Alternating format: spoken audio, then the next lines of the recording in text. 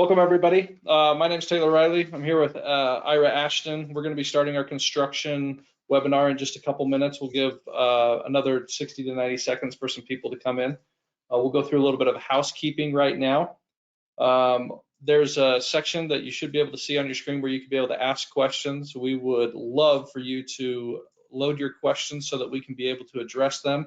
Most of the time we find that people will have the same questions, but a lot of times people are nervous to be able to ask them. So please put them in there so that we can be able to continue the conversation. It'll help lead us to different areas. Questions breed questions so that we can be able to make sure that we're being as informative as possible and we can be able to get your questions answered. So we'll get started in about 60 seconds. I guess as those come in, I'll read those to you. Sounds good.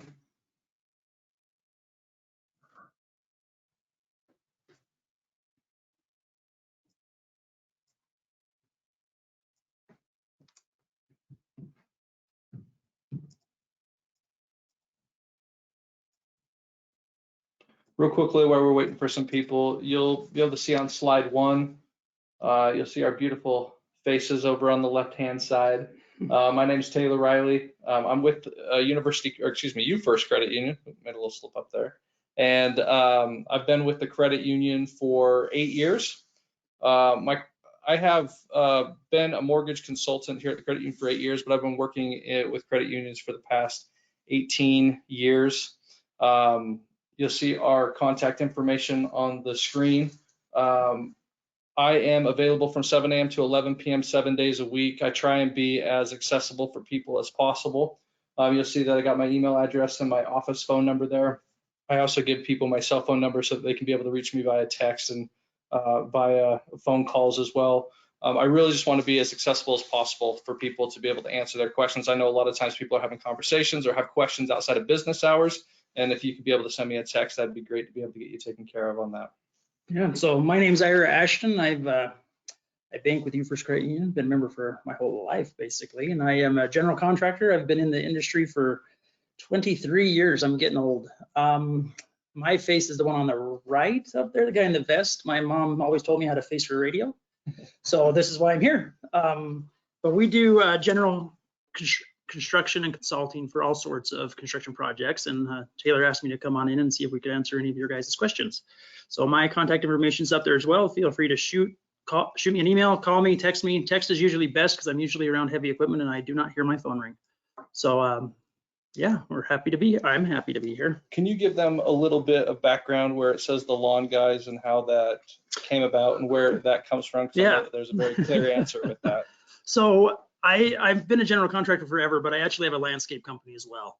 And it's easier just to run everything through one company. And I know I joke around with people that it's pretty bad when your general contractor is also cutting your lawn, but that is what we do. And you do not have to be a lawn care client to have me do any general contracting for you. But it was just, I keep my life simple. So it's simpler to one set of books and one company than to have, you know, the Lawn Guys and Ira Ashton Construction or something like that. So that's and you used to have the Construction Guys. Yes, I used to be, yep. So I used to own the Construction Guys with a couple partners and they bought me out about 2 years ago. So I've just been doing landscaping, and then last, actually I had a non-compete with them for a year and that's up now. So back at it. I have lots of people waiting in the wings that are looking forward to getting their projects done. And then I also was, the Construction Guys was a framing / demo / any general construction type subcontractor you would need. And we had about 23 guys, and yeah, it was a big company too, and they bought me out of that as well. This has been a long time in the works. Ira and I have been talking about doing something for quite some time with this. I actually met Ira. I helped him with his home purchase to be able to do that. But the lawn guy started cutting my lawn. I had moved into a home and we were doing some construction, and they came next door, and so that's how I got to know them. And then when I moved to the Brickyard office, I was talking with the assistant manager, and she was helping some banking stuff. So how this stuff's come around, and then I know that you guys have also done some work on some family members' homes as well and finishing their basements, and they've been really happy. So this has just been a long time coming. I'm really excited to be able to get started on this, and so that we can be able to answer some questions. So we're going to talk about construction today, and what we will be covering today, and what we're going to be covering is what is a construction loan.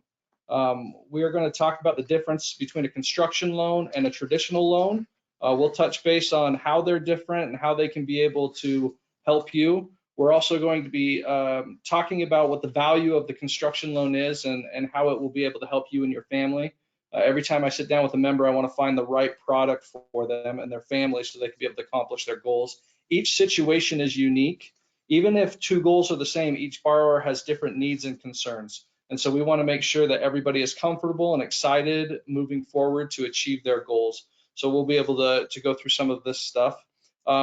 Everybody's heard horror stories with contractors. That's why I wanted to have a contractor here. This is unique. This is the first time that we've had kind of an outside vendor to be able to talk to our members about this sort of stuff. So this is one of the reasons I'm really excited. And I believe that having a professional whom you trust to be able to walk through big projects in life is important. So anytime that we can be able to find people that have excellent skills, I want to surround myself with those people, and that's why I invited Ira here to be able to talk about that and lend that unique perspective. Also talk about costs a little bit of contractors. That's one of the things that I wanted Ira to mention and talk about, things that you can be able to mitigate costs. Yep. I believe that he has a revolutionary idea on how people can be able to take control of their project. He'll go into detail with that a little bit later, and we can be able to touch base on that. Okay, so the first thing, what is a construction loan? And a construction loan is designed to help a member borrow a loan amount using the future value of the home. So that's really the best way that you can be able to describe a construction loan, is that anytime that somebody's doing some sort of construction project, they'll come into my office or they'll stop by the branch and they'll ask for a construction loan. And it's really just because they're doing a construction project. But a construction loan is using the future value of your home. And so it is a unique product to be able to use. It's important that we sit down and find out what an individual is trying to accomplish. And so what we can be able to do is sit down and ask some questions and find out which project is going to be best. But that's really the best way to think about a construction loan is, are we going to be using your current value of your home, or are we going to be using the future value of the home? And so what kind of value does a construction loan have for you? So a construction loan really is going to, when somebody's doing a construction project, there's a lot of moving parts. There's a lot of things that go into it. What are some of the things with construction project that are things that most people don't even think about? Oh, it's all like the simple things, or the stuff that everybody forgets is, hey, I'm digging out a foundation. Where do I put the dirt? Oh, that's right. Okay, yeah. There's things that nobody ever thinks about there. How do we get access to the backyard? How do we get access into the basement and stuff like that?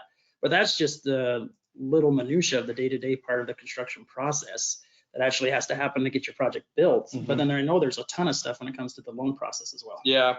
So when we go through, there's a lot of red tape on the construction loans because there's so many things to be able to think about. There's a lot of moving parts. Building a home or adding an addition to an existing structure requires expertise. We have safeguards in place here at the credit union to ensure that the job gets done right in terms of making sure that things are paid for and those sorts of things. You First actually takes an additional step that most financial institutions don't take when vetting a builder. We ask for the last year's tax returns. We do a soft credit pull. We just want to ensure that we are getting in business with somebody who pays their bills. And so we require monthly inspections on the project to make certain that the last month's draws were, the money went into the intended line items that needed to be taken care of. We've invested in a lot of new technology. We actually just put a new system in place called Built. It really helps everybody be on the same page with being able to know when the draws are taken out, where they went to. Everybody can be able to look at it at any time. Sometimes in the past, the borrowers have felt like they were a little bit in the dark when the money's going out. And so this just allows everybody to see anything at one point. You can be able to log on. I used a system when I built a home down in St. George that was very similar. I could be able to know where the project is. If the cabinetry has been finished, then I could be able to see when that had been paid for, and it helps with those things. It just gives it a little bit smoother process. Do we have to get a construction loan to do a construction project? The answer to that is no. You do not have to get a construction loan. So we'll go through a couple things and how you can be able to just kind of do some quick math in your head on how you can be able to touch base with that. So I'll actually go through that right now. So I'll give you an example. If you owe $200,000 on your home and your value of your home $600,000, you have $400,000 in equity. So you take how much your home's worth, You subtract what you owe, and that's the equity that you have. So conforming loans typically allow us to borrow 80% of the equity in our home. So if our homes were $600,000, 80% is $480,000. So if we take $480,000, we subtract $200,000, there's $280,000 of equity to borrow. So if the construction cost was less than $280,000, then we probably don't need to go to a construction loan. There's a lot of different options that are available. We still have the construction loan available if that's something that we need, but just kind of gives us more options that we have. If you're looking to do a project that's going to cost like $500,000, and we add that to the $200,000, that's $700,000, and we're over what the value of your current home is. If the home, when you're done with the project, has an estimated value of $1 million, then we can be able to lend off of that $1 million. So 80%, that would give us $800,000 of equity that would be available. Or excuse me, equity that we'd start with, we minus the 200, so that gives us $600,000 that would be available. So it just allows us to be able to pivot to whatever loan product is going to be best for us to be able to take a look at. I have a couple of questions. Yeah, hit us. First one is from Steve. He asked, during our build term, if we have an existing line of credit like Amex, are we able to still put flights and hotel purchases for travel on that line of credit during the build? I'm trying to clarify if it's only detrimental to open new lines of credit during the build term.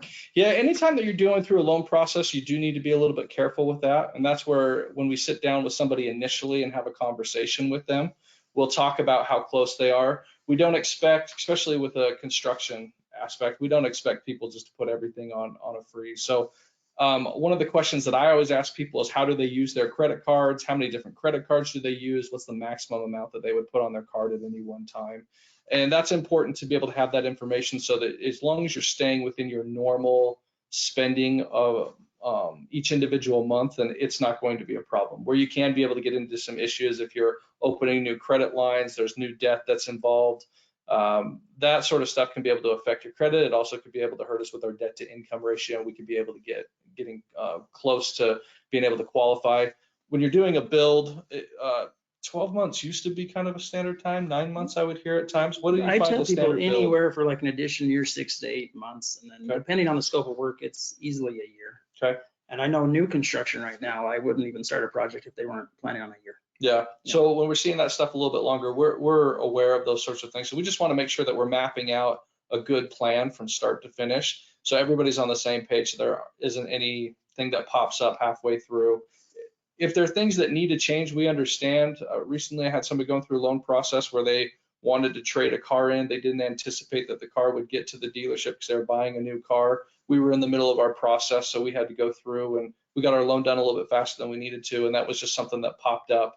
They had to buy that car within 7 days. They'd been on a waiting list for 6 months. So we just needed to find a way to be able to get that done. So each situation is a little bit unique.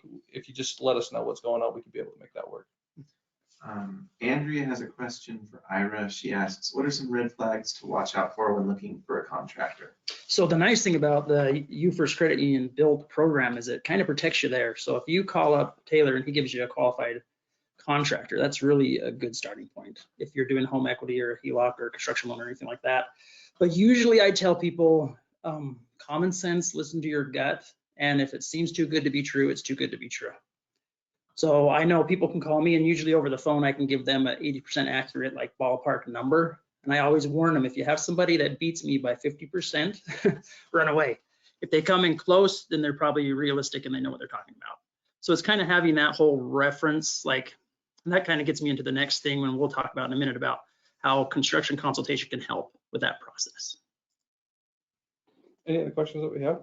Oh, we just have just now. From Aaron, can a lot be included in the loan for a new build? That's an excellent question. So yes, it can. So most of the time what I recommend doing, and I've done it a couple different ways, but it's much easier to do this. If you're looking at buying a lot and then doing a build, it's best to purchase the lot and then have the lot. We have lot loans that are available to be able to help people out with that, but it's good to be able to secure the lot. If somebody is really diligent about, they want to do a build on a new home, I would say that it usually takes 6 to 8 weeks at the fastest time frame possible to be able to get everything ready to go so that they can be able to start on that build. And so there's plans that they need to draw up, and I've had contractors that have different programs that are available, so they don't have to involve an architect. Some people do involve an architect. The city determines on what things that they need to be able to do that. So if you secure the lot, that takes that stress out of it, because the times that I've done the construction loan and the lot loan at the same time, just because of the time frame to get everything ready to go, the seller of the lot starts to get really, really antsy.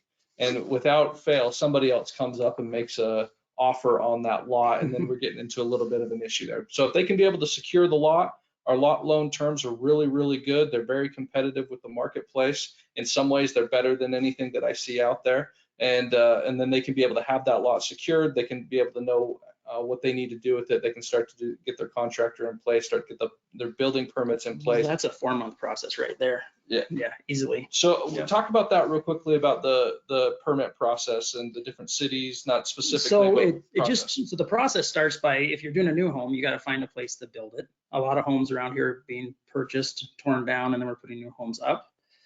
So you find the land, you figure out how to purchase that land, and that's with the UFirst Credit Union. And then you start the process of, usually first you got to make sure you can build what you're looking for on that lot, because there's restrictive covenants in all these different subdivisions, and there's looks you have to meet. There's certain square footage requirements and setbacks. It's like, they're very restrictive. That's what they're for. So once you have that information, you can find an architect, or honestly, you can even draw your own plans if you have the right software.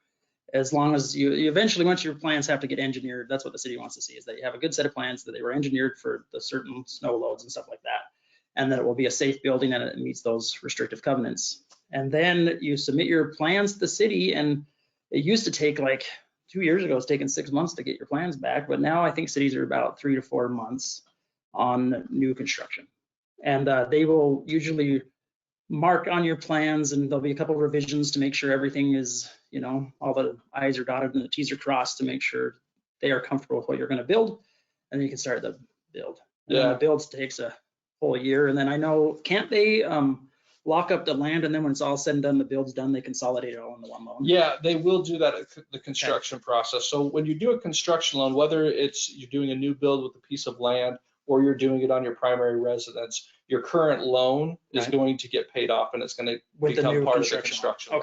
Okay. And so the construction loan, it's an interest-only loan during the process. Which is nice. So when we're going through, people can be able to keep as much cash as possible with the things that they're looking to do. And so we have an interest-only loan during that time frame. Another benefit of the construction loan, you're only paying interest on the money that you borrowed. So as you're going through, what I see typically is that about 40% of the money gets allocated in the last 60, 90 days. And so when you're going through, a lot of times people will give me a call, and they'll be like, I'd like to touch base once a month with them. And they'll be like, how much is my payment this month, Taylor? And I'll tell them, and they'll be like, something's not right. And I'm like, no, it is, because yes, they've started some stuff, but they've only maybe taken out $20,000 for this. And that's how the draws work and everything like that. That's absolutely nice. So you see that your payments are going to be a lot less, but it's just a process throughout that. But that's even longer with the 4-month window and that sort of stuff, longer than what I had seen in the past, or what I have with helping people right now. So it's just another reason why you want to get that lot. If you find the land and you love it, I'd say do whatever it takes to get that lot, because I've seen people where they've been talking to me, they find a lot, and in the month they go back and forth with me talking about what they want to build, somebody offers that land seller another $25,000 and it's gone. So I'd say if you find a lot, you look at the neighborhood, look at the houses around there, that's what you're going to be required to build. Go ahead and tie up that lot as soon as you can. Worst case scenario, you own it for 6 months and you have to find something else if you can't build what you want to build. I know it's a headache and red tape, but it's like, I would encourage people, if you find the land, if you're doing new construction, tie it up as fast as you can, because land's just going up. Agreed. So I had a conversation with a realtor probably about 10 years ago, and I was trying to get a deal on a home that I was trying to buy. And I sat down with him, and he was a really good friend. I'd known him for a really long time. And he started asking me these questions that I could tell that he was leading me down this road. And then he's like, Taylor, sometimes the deal is the home. So, and that's one of those things when I look at construction loans and lot loans and different stuff like that, is like, what is the long-term vision that you're seeing for that home? And that's that's why making sure that we're taking the steps necessary to be able to help them succeed. So this is a good process. The very first part of that is just securing that lot. Yep. I've seen it just be a really good tool to be able to use. Well, know what you're going to get. I mean, you can go to Taylor anytime and say, hey, what can I afford? What are my price ranges? And you're glad to help them. You help me with my house. Absolutely. And that's something a lot of times we talk about this at every webinar, but this is a good point to bring it up, is that when we sit down and talk to somebody, we can just run numbers. Yep. We don't have to pull credit for anybody. We can be able to go through, what is your credit score, asking them that. There's so many tools that are available. Pretty much every credit card, every financial institution has a FICO app that you can be, or a section in their online banking you can go to and see what your credit score is. We can look at, see what your debts are just by asking you. We can ask for your pay stubs, or just ask you what your annual income is, and kind of give you a range on what you could be able to qualify for. So that's something that could be able to take 10, 15 minutes, and you'd have a number of what you could be able to. Well, you did that when I was buying my house, and I remember walking away, and when it was all said and done, I put a loan, or I put an offer in on a house that was in that budget. And then when it was all said and done, I actually got 10% more. I could have qualified for 10% more, but I was okay because I'd rather be realistic. You know, I didn't need that extra 500 square feet. Well, in that situation, it's one of those things where you're self-employed, so we know we have to get taxes. And at that time, I remember we called your secretary and just said, hey, I need to get these taxes. And she said, yeah, I can be able to get those. And we got those over. Obviously, I couldn't give them an answer right away, so it took us probably 2 days to be able to get the taxes. And then once we have that, we can be able to go through and run the numbers. I'd already talked to him about the debt aspect of it. I've got the income. We knew where the credit was at. Took 15, 20 minutes to run it through. Give him a call and just say, hey, this is what we're looking at. And then most of the time when people are like, oh, I like that, then the next step is, I always ask, is that if you could be able to find a home today or find a lot today that you love, would you make an offer on it? If they say yes to that, then we need to get a pre-approval letter for you so that you can be able to start on the sped it all up. Yep. We had some more questions coming out. Yeah, it is. Let's see, from Nicholas, we are looking to buy land and build on the lot. Can you discuss down payment requirements for such a project? Is a full down payment due before buying the lot, or can it be paid in stages as the project is built? Well, there's a lot to unpack there. So when you purchase the lot, you do have to put at least 20% cash down. Depending on how expensive the lot is, it could be more. So we'd want to talk about the specifics of that. You do have to put that money down initially. When we're going through, depending on how big the build is, there's going to be different requirements on what the loan to value could be. Your equity in the lot can be used towards the construction loan.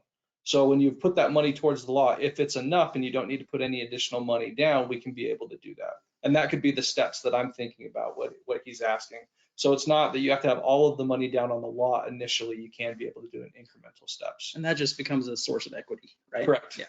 Yeah. So a lot of times people will call and they've already purchased the lot. They've got X amount of equity in there. They'll ask me how much additional cash they need to bring, depending on their situation. But most of the time, they don't need to bring any additional cash unless they put just the minimum amount down and they're doing a really big build. Then typically that equity is not going to be enough. So once we get over a certain dollar amount, you do have to have a certain amount of equity in the home. So we just need to have a conversation about that and find out what they're trying to build, what the cost is going to be and stuff like that. And that'll kind of lead us to where we need to be on that.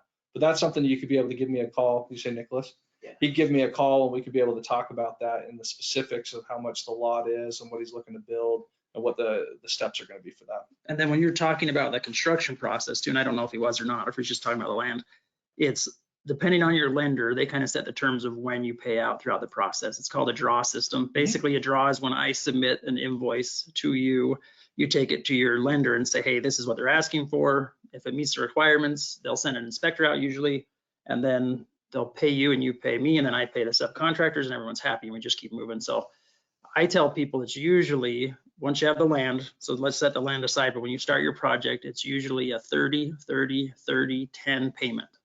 So it's 30% to get you through up to framing, because there's a lot of dirt work and concrete that goes in. Then it's 30% to get you the drywall. And then once your drywall's done, it's another 30% because the cabinets and all that go in. And then that last 10% is where you finally, go through all the minutia, like, hey, did we go over? Did we go under? Let's use this, let's use that. And it works out. So 30, 30, 30, 10. That's what I've done for years.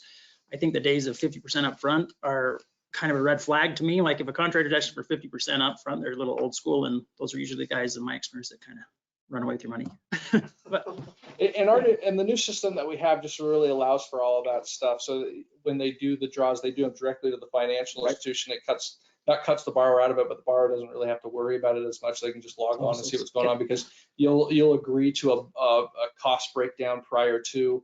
So if they're coming in and saying, okay, well, the foundation was supposed to cost $75,000 and it costs $125,000, that's going to be a big problem, because then we need to go down to back to the cost breakdown. So there's really no way that they can be able to send in something for that much. So it really just allows everybody to be protected a little bit more. Well, and that's what's nice about that system, is if you go through you first and you use your built system, it'll stop a lot of problems. Yes. Like it has redundancies. I mean, it really does eliminate the scary parts of construction. Well, and any problem that I've seen and that my coworkers have seen over the last few years before we got this system pretty much eliminates it. Every single time we're talking about the system, they'll say something, and I'm like, I think of a borrower. I'm like, oh, Katie ran into that. Yeah. And so she wouldn't have run into this issue if we would have had this. Daryl had this problem and we wouldn't have run into this. Mike had this issue, we wouldn't have run into it with this. So those are just situations that this program's going to be able to help with. Well, the nice part about that too is it keeps you on budget, because so much construction, a lot of people, the horror stories are when they hit, this was going to be a $250,000 project and somehow it cost me $500,000. It's like this system will stop that, because basically as a builder, I have to submit them realistic numbers for the individual categories. Yeah. And that way you have like that 95% accurate number. There's always some changes or some hiccups, but it shouldn't be like an extra 25%. It should be like an extra 2%, 3%, something like that. That's more realistic. So, well, that's interesting you say the 95%, because when we do our construction loans, we do require a 5% contingency line item. There you go. And the contingency line item doesn't need to be used, but it's there just in the event that there is some sort of item that was a little bit more. I helped a gentleman that built a home up by Hill Air Force Base, and there was a certain type of pump that he had to have for his water, sewer or water, and the pump ended up being like $35,000. The build was only around $350,000. Paid cash for the lot, 10%. So it was a huge dollar amount that he wasn't anticipating. And then so we had that contingency item. It helped him so he didn't have to come up with as much cash. So it was just one of those items when we're taking a look at that we have that 5% contingency to be able to help. Now, when you get to the end, if the build is less than what we were anticipating, then we're only doing the loan for the amount that the actual you don't pay on it if you don't use it. But correct. Contingencies are your saving grace when it comes to construction. I tell all my new builds it's 5% because the banks like that. But then on additions, 10% contingency, and then hopefully we don't use it. But that way, the unforeseen things, it's like you have a little bit of wiggle room. We have a bunch. Oh, okay. Let's see. Is there a website that outlines current construction? This is from Miriam. Is there a website that outlines current construction costs and labor costs? Ooh, none that I know of. So it's all in my head. Because the construction world is based off square footage cost, is what I tell people on the phone when they call me for a consultation. So right now, new construction is running about $225 to $235 a square foot. That's including your fees, your land, your entire build, my fees, So if you want to build, a 400,000 square foot house, that'd be massive. Yeah. A 4,000 square foot house, you just times that by 225, and that will give you that 90% number right there. Additions right now, we're going about 180 square foot. Basements are somewhere about that 95 to 110, depending on your fit and finish. So I've had people that have spent $375 a square foot on kitchens and bathrooms. So it all depends on your taste and your preference, but I do not know of any good software out there better than a contractor's brain. So if you have somebody you can call that is in the world like me and ask them what's the current price going for, and like that 225, I'm telling you right now, times it by 225 and you'd be pretty close. It was with the height of COVID, it was up to 265 on certain things. So I remember when I started this, it's gonna date me, I was like $65 a square foot to 80. And 80 back then would get you like what 280 would get you now. So $1's not worth what it used to be. Well, and it's nice. The reason that I know Ira, we put a cell phone number up there and his email address. I went and met with one of my friends in my neighborhood one night. They told me they were looking to move or do this big addition. And so we went through all the numbers. We spent about 45 minutes going through it. And I was like, here's your plans. She had gone through and written everything down. I said, call Ira. Have a conversation with him about this and see what he can be able to do. And so they had a conversation for probably 30 minutes to be able to go through, and he was able to give them some numbers, and then it allows you to be able to continue down that road if you want to or not. And in their situation, they were like, wow, that's a lot more expensive than what we were anticipating. And so it allowed them to be able to make a decision. Do we want to move? Do we want to stay? Are we happy with where we're at?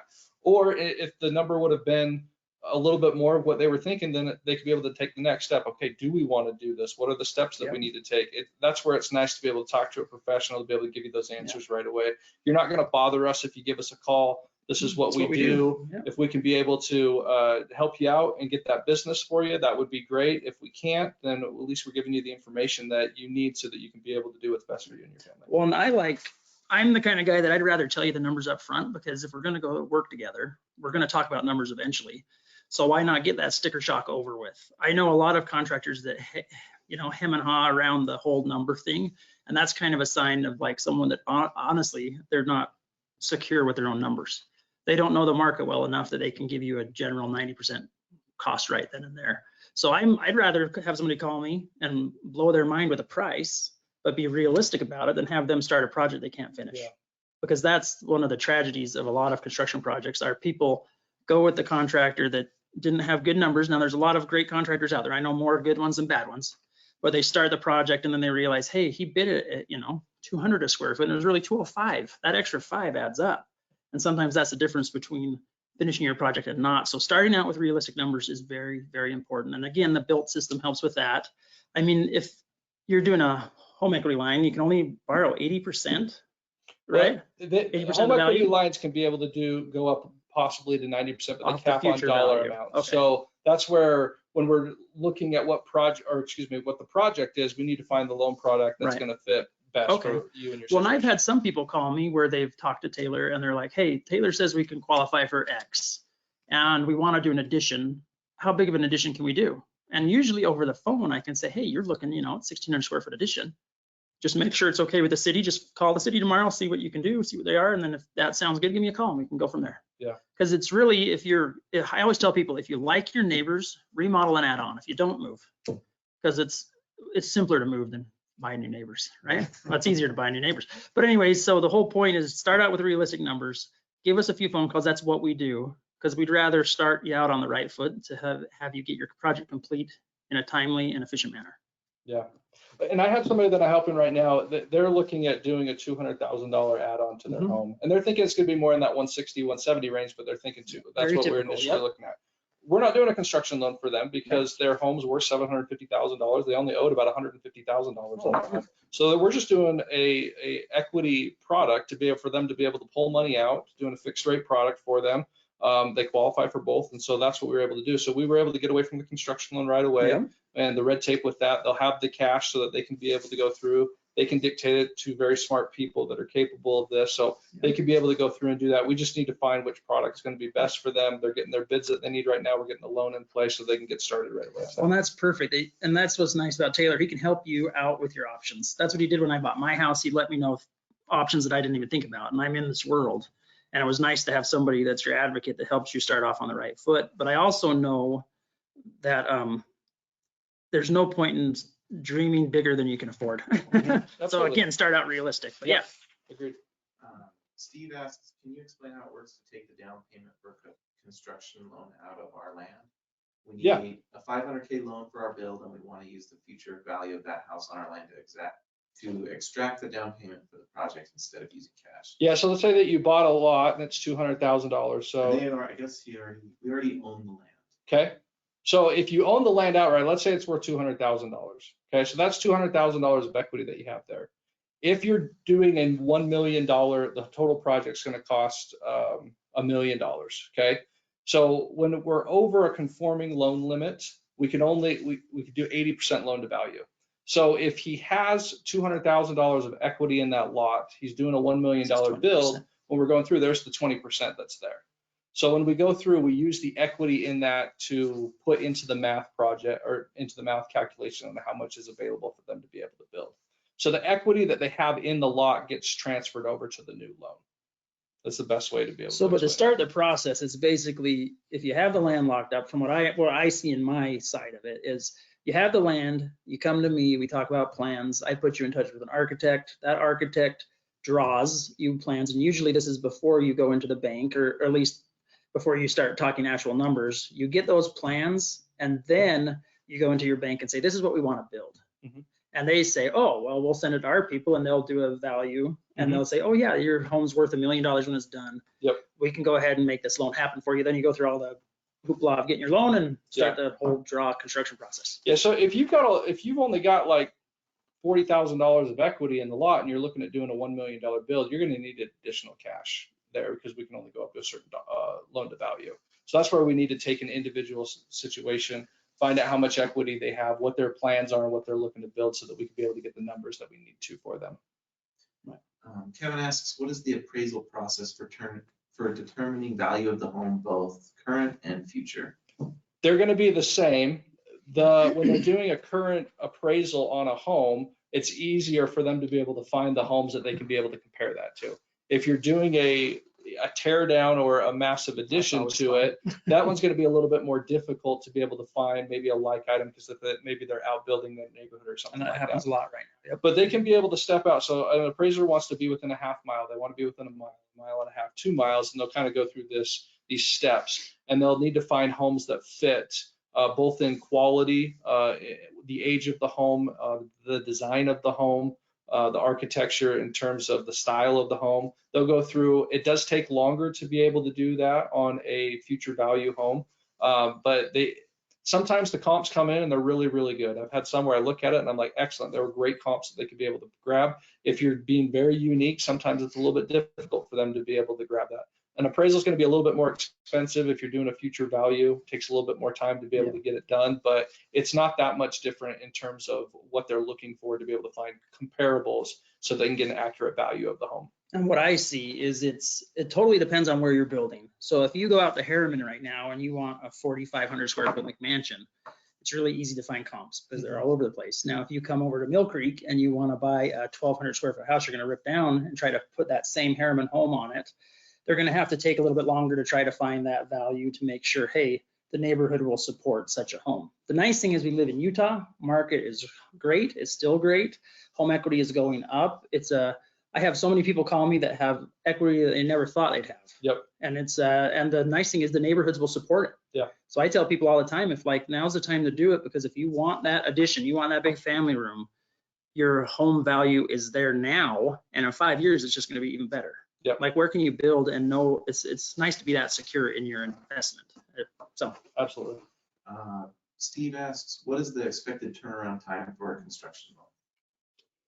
It depends on where you are in the process. So if you've got everything ready to go, I think 30 days would be a time frame to be able to get everything done. I don't see why we couldn't be able to do that. A lot of times when we're trying to gather things from the builder, trying to gather things from the borrower, they do take a little bit longer because it's usually the builder that's kind of dragging their feet in getting us the items that we need, questionnaire and stuff like that. I'm helping somebody right now where I really thought that we'd be done by now, but I got in touch with the secretary of the contractor. They've been making sure that they've got all their subs lined up. Right. And so they've been worried about that. Also, they haven't got the permit from the city. right. And so we were anticipating having that about 6 weeks ago. So when we start the process, we just need to know where we're at, keep our eyes wide open to what we can expect going forward. So we've got everything ready to go. I think 30 days would be an easy time for us to be able to get everything done. Well, and what I see on my end, again, I just keep interjecting, but it's I tell people when they call me, I say, if you have the cash to get through the architectural drawings before you even talk to your bank, just do it. Because if you can work out that month and a half, 2 months it takes you to meet with your architect 4 or 5 times to go over your actual plans for an addition or a new house, and you actually know what you want on paper, all of a sudden, everybody you talk to about your home loan is going to be looking at the same plan. Because I have been in projects where that plan changes for the 60 days you're talking to Line Up Finance, and that plan changes 3 or 4 times. And that's what contractors hate. They're like, oh my gosh, I just gave you a price for that piece. And I just gave you, and you're adding this closet, you're adding this hot tub. It's just, so if you and your significant other can sit there and come up with a plan that you're like, this is not going to change, it'll save you a ton of time when it comes to getting your actual loan processed. I would agree with that. And also the architecture plans can't cost thousands of dollars. They can anywhere from $1,500 to $7,000 usually. You can put that as a line item in your construction loan. So if there's money there, so any money that you put into it, if you'd like to get that money out and put it into your loan, you could be able to do that. And I even suggest to people, it's like, hey, if you because, you know, we all live in this world. No one has cash, right? I tell people it's worth it to put it on a credit card, because you're talking, if you're really committed to doing it, pay that architect with a credit card, get those drawn up, and then start and get reimbursed for it, because it saves so much time. Yep, and you don't have to do the reimbursement right away. You can do it as a line item. Yeah. But I've had some people that get that money immediately, and so right after closing, they're submitting that stuff to the built system. Other people have waited 4, 5, 6 months because they're like, oh, we don't know if we need that cash, and then at the end they're like, you know, Taylor, we didn't ended up needing to get that back, and then their loan amount in the long term run is just lower. Right. Okay. Dylan asks, let's see, Dylan asks, do you have architects you recommend? I do. So I work with 3 or 4 of them that I like, but I recommend them based off your project too. So if you want to do honestly, the easiest way to build a house in Utah right now is to go to one of the massive home builders, Symphony Edge, and buy one of their semi-custom homes where all you can really do is change how big your closets are. That is the easiest, least stressful way of building a home right now. Now, if you come to me and ask for, hey, I want to do a 30 by 30 addition on the back of my house, I'm going to send you to Greg. If you ask me, I want to do a full gut and remodel, I'm going to send you to Terry. So I have architects that I use, and I can recommend them, and that's why you pay me. Right? And that's where it's important just to have the conversation, because it's not a one size fits all. So if we can be able to have a conversation, we can be able to ask questions, listen to your answers, find out what you're trying to accomplish, then we can be able to start down the road that's going to be best for you. Well, and I don't even get involved. Honestly, I used to get involved before you even started your plans, because I thought it was like easier for me to be in from the beginning. But I've learned I'm not a marriage counselor. So I turn people over to the architect. I don't make a penny off of his plans, because I know I don't want to add my opinion to what you guys are trying to build. So I'd rather have you guys go down there, come up with your plan, and then come to me, because then you're starting off again with that plan that I can then say, hey, instead of a 90% accurate number, I'll get you a 95% accurate number, and we can then start building it. So, but yeah, so that's though, you can call me, you can tell me what's going on, and I can just give you an architect's name, and I don't get a kickback or anything like that, because I just know that process. Honestly, I don't want to be involved in it, because it's a lot of arguing and bickering. So. Well, and the thing is that, and I kind of do the same thing with people, is that I have my people that I know, I have my people that I refer out to, and I will follow up with them at times and be like, oh, how was your conversation with my insurance guy, Taylor, that I recommend?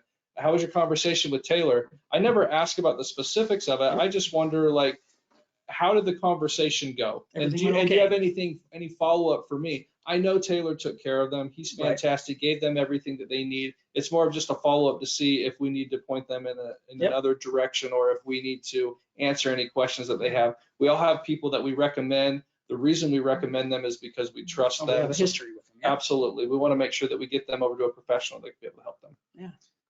Paul asks, if I'm going to be the general contractor / new owner for the new home build, how does that previous year's tax review work or vetting of the contractor work?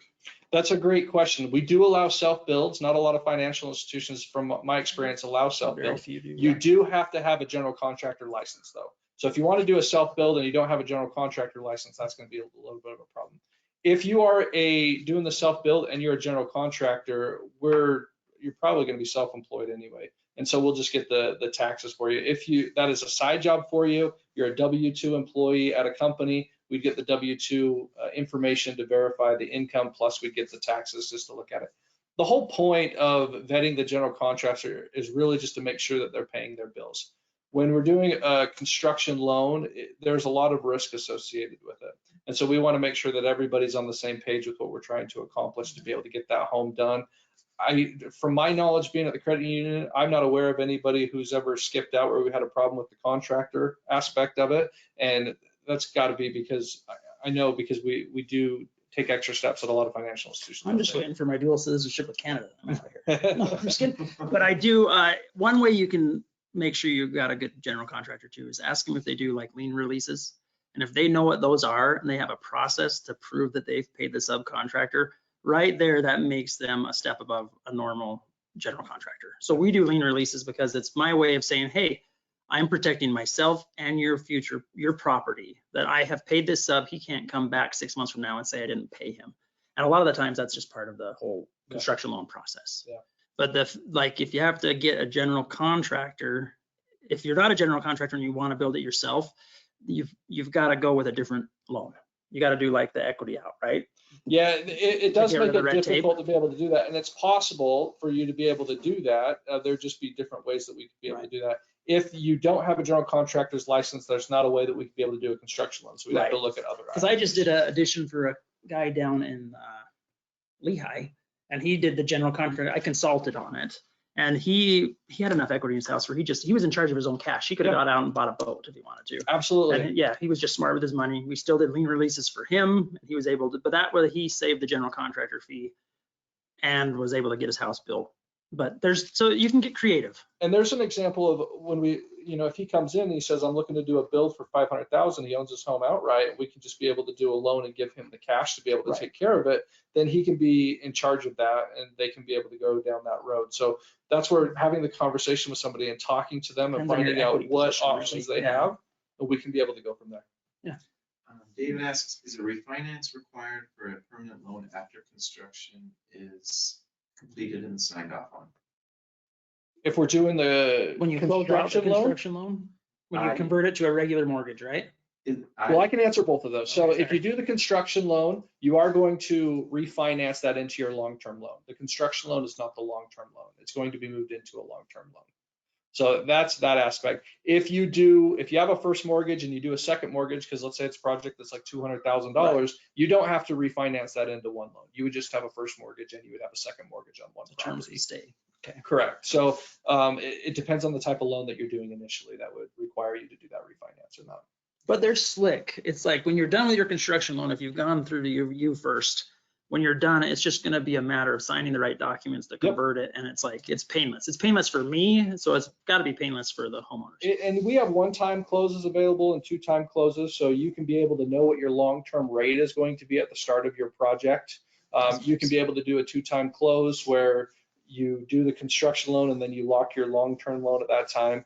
Depending on the dollar amount of the build can dictate which options we have available, but we have both of those so that you can be able to know which option you're going to go with. I've done one-time closes, I've done two-time closes. Both have their benefits, both have their drawbacks to them. So we just want to find out which is going to be best for you. And that's why you call Taylor. Let's see, Samantha, you said your question was answered, so I'll remove that. Hannah, how do we go about scheduling that meeting or initial call where we get some round numbers? You can be able to send me an email or you can be able to give me a call on my office phone. And if somebody sends me an email, I typically don't answer their questions through email unless it's just a simple question. I'll ask if we can be able to set up a time to talk to make sure that I'm getting all of the answers or questions answered. That's something that's easy to be able to do. So just reach out to me and then we can be able to go from there. And same with me, just give me a call or shoot me a text message and I return all my calls. It might take me, a bit, but I'll get back to you. Absolutely.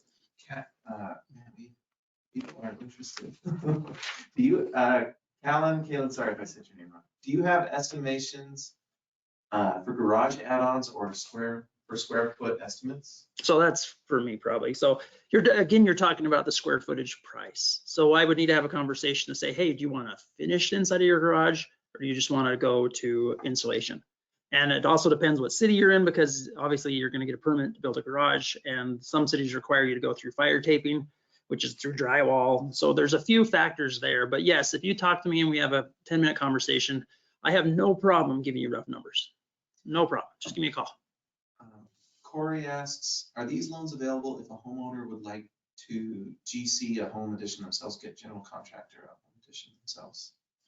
I think I'm understanding that. If the equity is available, yes, they can be able to do that. And so that's always the route that I try and go down first. If we can be able to get the equity in your hand so that you're in control of your project and what you can be able to do, that's the route that I try and look at. Usually the fees are going to be less. It's going to be, there's not as much red tape as we talked about initially with the construction loan. So that's something that we can be able to do. So we'll sit down, find out what their options are available, what we think they're start to go through the appraisal process on their current home. If the numbers all look good so that they can be able to do that.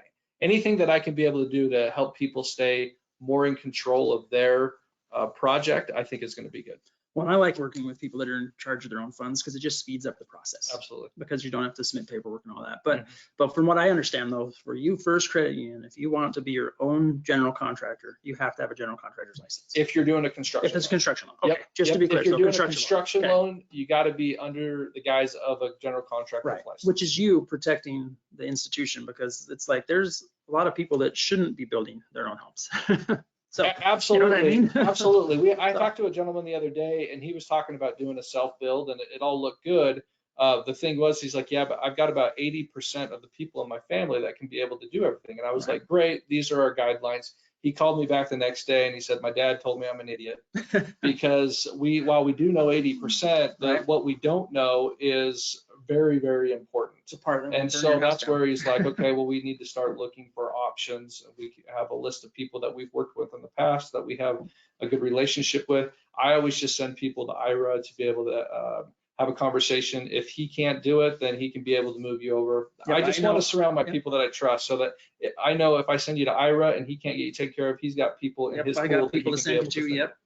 And sometimes too, a lot of people don't like, you can call me for something as small as a bathroom. It doesn't matter. I'd rather just have that reputation of being a helpful guy because I don't market and I'm busy. It's word of mouth and I live and die by my reputation. And it's honestly, I try to, treat everybody how I'd want to be Yep. treated. Because I know I learned a long time ago. I've been doing construction a long time ago. I started out with my uncle. I'm a 5th generation builder, been in Utah forever. And he said the trick to being a good general contractor is talking to people. So I believe that if you call me up and it's a job that's too small for me, I've got 2 or 3 people I can send you to, but I'm going to take care of you. I'm going to talk to you. And I really think contractors get in trouble when they're afraid to talk to their clients. And I tell people, I will call you if I'm your general, and I will tell you, hey, Sarah, nothing happened on your job today. Nothing whatsoever. I didn't have a time to make a phone call or anything like that, but guess what?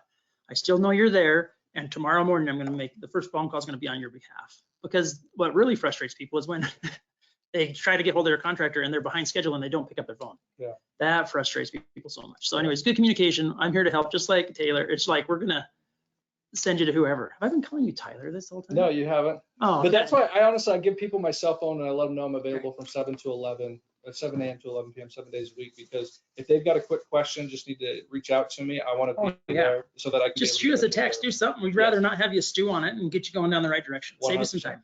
Yeah, and Rochelle says, I'm not seeing your names and contact info. It's at the beginning. We'll have it at the end. and You have to I'll- pay I'll send it $5. all No, out. I'm just kidding. Perfect. Let's see, so we will send it out. Let's see, here. We've got 6 or 7 more. Maybe we can power through these. Okay. If you own the lot, what is the price per square foot? Oh, From the- golly. I wouldn't know. I'd have to go back and actually look at projects I've built and take out the land. So, but it'd probably be significant because if you're doing $1 million home, it's probably worth about $250,000 the land. So you just basically back that amount out. So you can figure that number out, yeah. 25% less. Yeah, 25% less. There you go. It's not that hard of math. So there you go. So if you said 200 to 25, so you're probably 150 to 165. There you go. Samantha asks, what if I want to do a homeowner build? Does the loan logistics change? A homeowner build is, no, they don't. So it's just whether you're the general contractor, or you have a general contractor do it, then no, it doesn't. I would imagine that it's cheaper for you because then you're not paying the general contractor fees and stuff like that. Yeah, But 'cause we're in terms expensive. of the loan, no, it's the same. Jake asked something, I think we've touched on it. Can I be my own general contractor?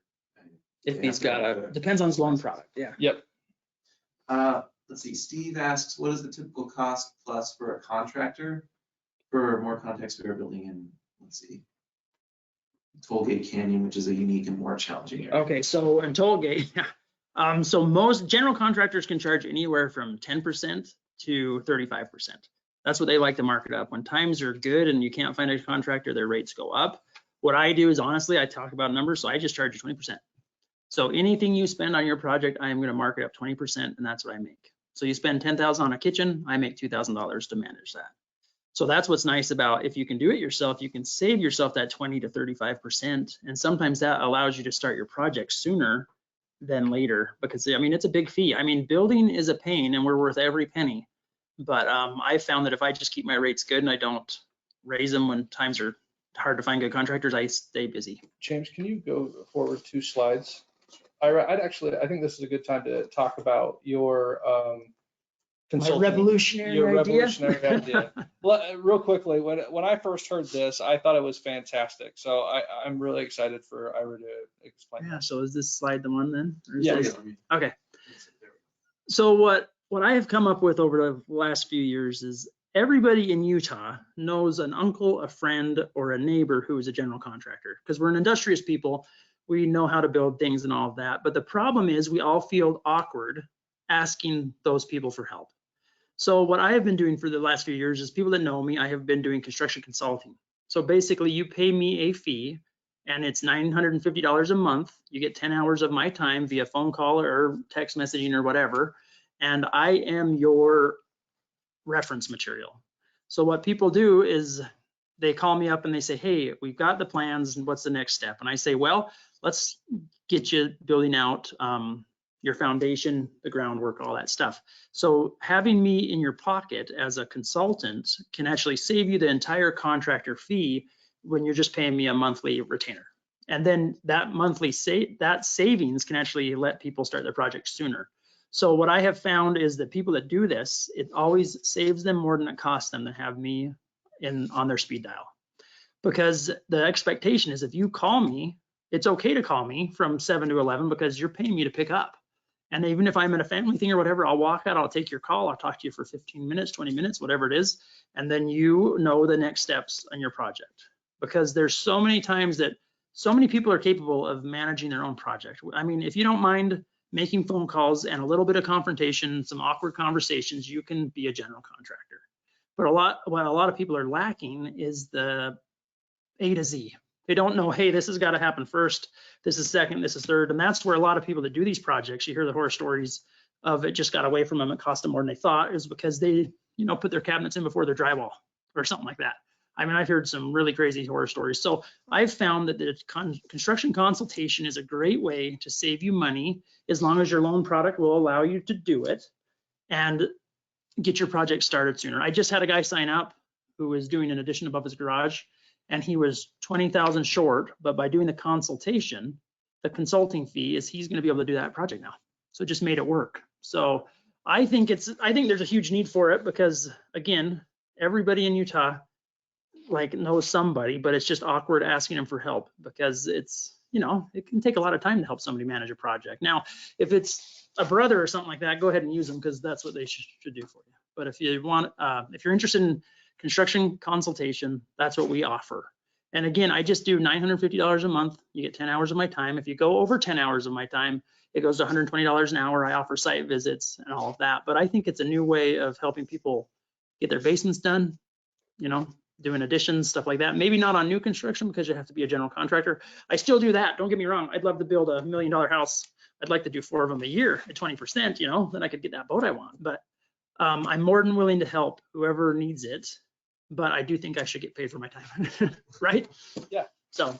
Well, the expertise is there, and what I really liked about it is just thinking about the things that you were talking about. You got 20%. If you're doing a $50,000 project, that's $10,000. Yep. So if I could be able to go through, it could take 4 months. I have you on retainer. I'm only spending $4,000 rather than $10,000. Well, what gets me, the reason I started thinking about this is because every time I meet with a subcontractor on a job site, one of the owners is there. Yeah.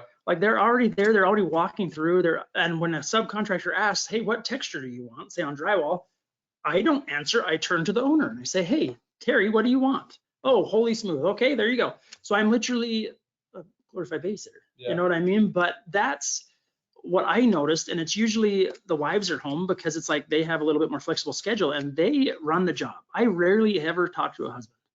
It's amazing. So it's like women are great at phone calls, they're great at keeping things on task, and they just blow through these projects. They help me. It's almost like I'm their general contractor and they become my super assistant and do a great job. So it's really like a lot of these people that do basements and additions, especially where they have the equity, they're in the equity position, they don't need a general contractor. They are totally capable of doing these projects because they're already on site, they're there. They know, like if I'm the general and I'd like this project in Lehigh, I'd call him every afternoon and be like, hey, did they show up? They did? Great. Okay, I'll make sure they're there tomorrow. But it's like they could do that and they could have saved, some money. But they obviously, you have to have the time and the energy and the effort, or the ambition to do it yourself. right? Yeah, Because, and both these situations are good. I know, like for my wife and I, I'd rather just get somebody that I trust to take care of it and pay it's like for your it. friends whose dad said you're an idiot. Just pay Yes, somebody to do it. absolutely. Yeah. My friends that I sent over to you, when I sat down with them, she actually had one of those like the how big they would be, 4x6 sheets of paper, and she had drawn all the of her plans, plans and everything like that. And I was looking through and I was like, holy 2 cow, by 3, like yeah. you went through with a ruler and put all this stuff to scale and stuff like that. Right. And I had just met with Ira and I was just like, holy cow, this would be perfect for her because Jen would be great at just managing everything. They just needed somebody to point them in the right direction. Right. And that's where I thought this would be a fantastic. Well, and it does help because so many people, construction can be a real headache, but it doesn't have to be. And the way to avoid it is just, construction is simple. I've worked with so many superintendents and so many general contractors. It's like, guys, we're not building a spaceship. We're literally building a building. It's from A to Z. It never changes. It's like you go, this is the path, and you do it. And guess what? You're not going to be wasting money because you're not going to be putting stuff in and tearing it out. It's like it's worth having a realistic schedule. So it's like that consultation works because it helps people realize that, and it takes away that last hurdle. There's a lot of people that want to build their own project because they want that empowerment too. It's like, how cool is it to build your own basement, right? Mm-hmm. And you can say that. You can just say, hey, yeah, I had Ira as a reference. He was my consultant, but I built this. Yeah. This is my freaking man cave, right? Or my scrap cave. I don't know. No, that's definitely true. I built a pantry and I did all the shelving by hand with my father-in-law, who's a woodworker. And every time somebody comes in, I'm always like, feel how smooth this is. I'm so proud because this is the only project I've ever done in my life. But at the same time, I had the expertise to be able to help me through when I would go through and plane stuff. He'd be like, how many times did you send that through the planer? I'd be like, oh, you said 4 to 8 times. And he's like, oh, I said 4 to 8 times what I meant 8 times. And, and it definitely paid off to make sure that we got everything done. Right. But your friend Jen, like, she totally could have done her own project. Absolutely. Yeah. And really the cost savings is amazing because you are paying 20% to me to do your project. Like if I do $1 million project, I make $200,000. I'm worth every penny. But well, in that case, it's probably be a new construction, so you have to be a general contractor anyways. I have never done $1 million remodel. They usually stay under that $1 million mark.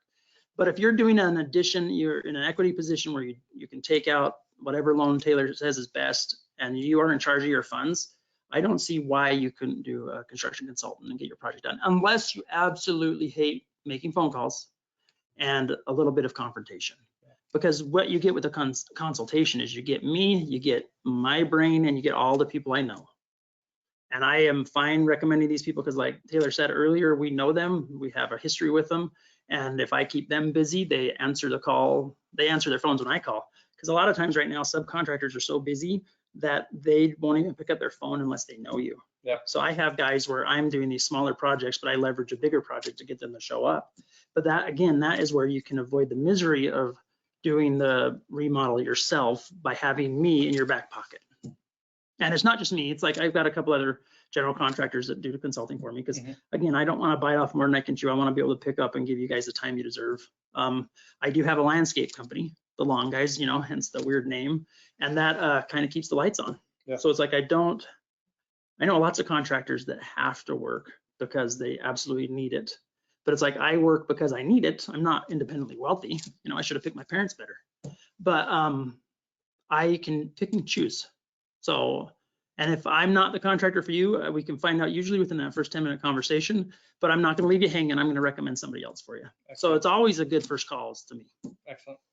Yeah, the other thing real quickly with the cost mitigation, as you said here, when we're going through, if you have the equity in your home and we want to forego a construction loan, we can look at other lending options. And that's going to be the important thing, to really go through from start to finish which is going to be best for you so that we can be able to find the most equitable position for you.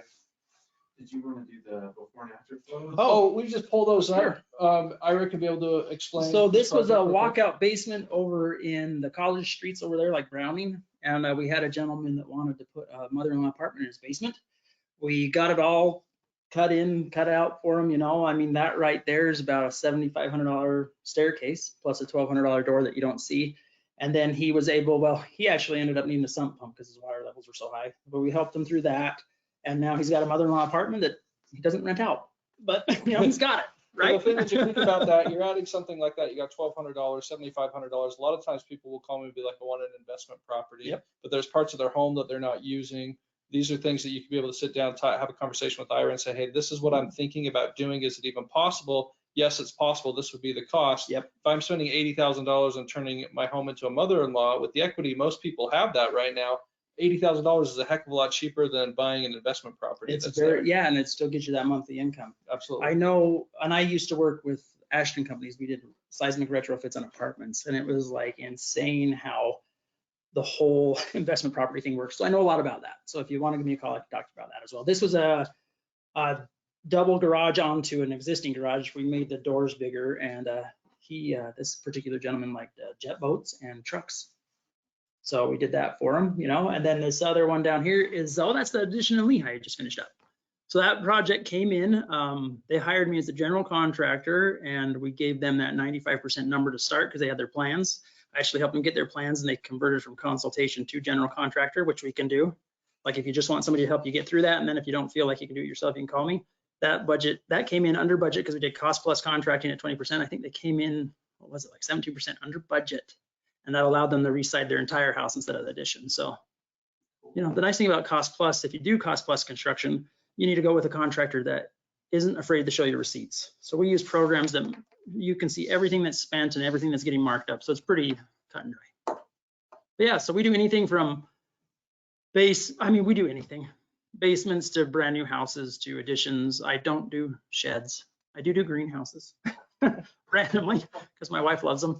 But yeah, so I think there's a huge need for people to be able to afford to do construction, especially with your dollar not going as far as it used to go. Well, and just having the conversation, because I've had lots of ideas that I've wanted to do with my home. I'm on a third of an acre, and I live in Sandy, and so I have all these ideas. I'm thinking, oh, I want to do this, so I want to do that. Where I can just be able to think, okay, this is what I'm thinking right now. Give somebody a call, talk to them, Yep. have the conversation. I wanted to build basically another home onto my home, turn my home into a twin home. I had a conversation with somebody, and within 10, 15 minutes of that conversation, I'm like, there's no way that I'm paying for that. Yeah. So, well, and I don't just charge people for that through. first phone call. It's like I've had 5 or 6 phone calls before we ever agree to actually hire my services. Yeah. I'm not going to charge you for those first things. Like when you call me, it's like, hey, let's just talk it over and be like, it'd be crazy to do that, right?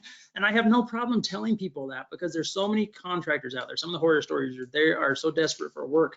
They will take on anything. They will lowball you, and then they will change order you to death, right? I used to know a contractor that drove around a Mercedes-Benz and his license plate said change order. So it's like, right? Because it's like, if you're in the industry, it's a running joke that everyone's cost plus, it's just change orders instead of the budget. So yeah, but give us, like, if you are in need of a construction loan or anything like that, or want to see the position you're in, Taylor's got a call. If you want to talk about if it's even feasible to build what you're hoping, give me a call. I'd much rather steer you in the right direction now and talk to you again in a year when you're ready to do it. That's the guy that just signed up for the consultation, Terry. I talked to him like a year ago, and he finally said, hey, I got it. Absolutely. There's so many people that will stop by the Brickyard branch every time that they're in. They'll give me a call, have 6, 7, 8 conversations with them, and then they'll sit down and they'll be like, I'm ready to do this. And I'm just like, let's go. We've had so many conversations. We know where we're at. It's not going to take long to be able to do that. We can just take a few minutes to be able to get you taken care of, get the answers that you need, because it's most of the time eventually going to turn into something. Yeah, and I'm not going anywhere. I've been in business since 1994.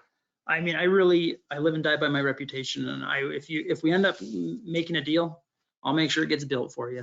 Because I'm not going to let you, I mean, if you want the moon and I can't give it to you, I'll just give you a recommendation of somebody that will overpromise and not accomplish. No, I'm just kidding. I'll give you somebody that's good and that should be able to help you. And if they tell you the same story, usually if 2 contractors say you can't build something, I'd probably redraw. Well, yeah, sometimes we can go through and just be like, yeah, this isn't feasible for you. And most of the time they're just like, okay, we'll go back to the drawing board. Well, it's so many people. My first call is they've got a napkin drawing that they were sitting around on a Sunday afternoon. They were, chatting, and they're like, hey, can we do this? And I say, text me a picture of it. Mm-hmm. Be like, can you text me a picture of your backyard? I'll be like, whoa, the city's never going to let you put a house that close to your property line. Yeah. Just little stuff like that. So. Did you want to, there's like 4 questions left. Let's hit them. And then Rochelle, contact info, we will definitely send that to you. I think you can also go to UFirst Instagram, and I think there's some info. And we're at thelongguysutah.com. I mean, we have a website. If you Google the Long Guys, it'll pull it up, and that'll be my office number.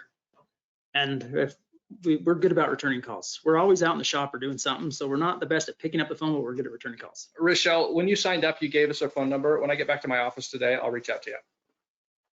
Let's see. Does the credit from Mike, does the credit union require the general contractor to turn in the lien waivers from the subs on the draws? It just depends on the lender in my experience. Some lenders don't even require it, depending on the loan product. So if it's not a construction loan, sometimes they don't even require it, but I do it for everybody unless it's under $25,000. If it's under $25,000, it's not worth the headache. So. Matt says, I have a contractor license from another state and planning on building another home in Utah. How would that work with a construction loan? Yeah, You got to get one in You Utah. got to get one in Utah. So there's It's- lots every of states have different. reciprocity. Yeah. So you can go in. You can call any of these general contracting schools that try to sell you a product to get your license and say, hey, I have a license from Arizona. Can I just switch it? And they'll try to sell you something to do it. But you can just call the state licensing department too. Usually it's not that expensive. They've to be actually, able to do just that. the word heads up, they've made it easier. I think it was last year, they passed a law that made it easier. They got rid of some of the requirements to become a general contractor. And some of the new younger guys out there, I mean, I wish them luck. And the proof's in the pudding. I mean, the guys that are good are busy. So, but just be aware that they made it easier to become a general contractor in Utah a year and a half ago, last legislative session. So it's a lot of people that couldn't do it are now doing it. And I have no problem with it because, again, I'm busy because people know me. Good contractors are always busy. So that's another thing. Someone was talking about how to avoid it.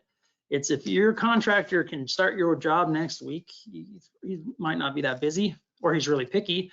I'm 3 to 4 months out right now. So, but we can get your plans figured out in the next 3 or 4 months, then break ground. So. Matt also asks, I currently have a construction loan for 2 properties. What are the costs to roll it over to a conventional loan? That I'd want to have a specific question because we need to find out how long they're going to be in the home, what sort of product that they're looking for and stuff like that. Like if you're only going to be in that home for 2 years, taking a little bit of a higher rate and having lower fees or no fees is going to be more important because they're not going to have that home. So we'd want to have a conversation with that sort of thing, talk about what the fees are. Depending on how much the loan amount is going to depend how much the title work is and stuff like that. So that's something we could be able to have a detailed conversation, find out what they're trying to accomplish and make sure we're getting them into the right product. That was the last question. Excellent. Nice. All right. If you had any questions and you want to reach out to us, you've got our numbers. Make Rochelle, sure you have them. I'll contact you later today. And then what we'll do is we'll just go through and make sure that we get everybody taken care of that reaches out to us. We're going to send an email out. It'll likely be tomorrow. Send an email out tomorrow. We upload this to YouTube so you can be able to watch that as well. But just reach out to us, have a conversation so we can be able to get you taken care of. Yeah, and don't hesitate to text or call me. I never hear my phone. I try the watch that vibrates, all that, but I am good at returning calls. So just leave me a message, shoot me a text message, hey, this is Tanner from the webinar. Can you give me a call? And I'll give you a call. Might take me a day or two, but I'll get you. Sounds good. Right. Thank you.